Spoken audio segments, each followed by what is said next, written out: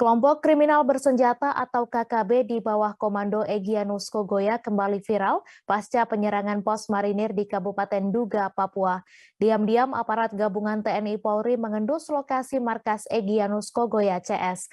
Kelompok ini sebelumnya menyerang pos Satgas Mupeyonif Marinir Tiganduga secara membabi buta.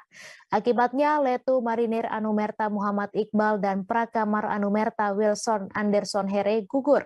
Keberadaan markas Egyanus Kogoya diketahui dari unggahan video yang kini viral di media sosial. Video berdurasi singkat itu memperlihatkan sebuah lokasi yang mencurigakan. Lokasi itu dicurigai sebagai tempat persembunyian orang berpengaruh di tubuh KKB Papua.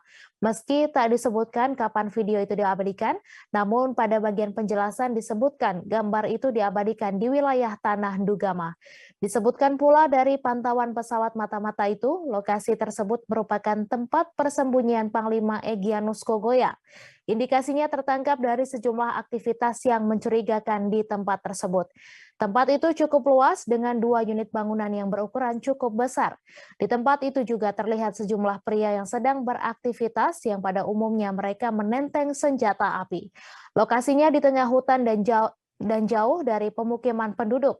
Terdapat 2 bangunan dengan jumlah orang yang tak sedikit. Kemudian orang-orang yang berada di tempat itu umumnya bersenjata dan tampak selalu siaga. Terima kasih sudah nonton. Jangan lupa like, subscribe, dan share ya.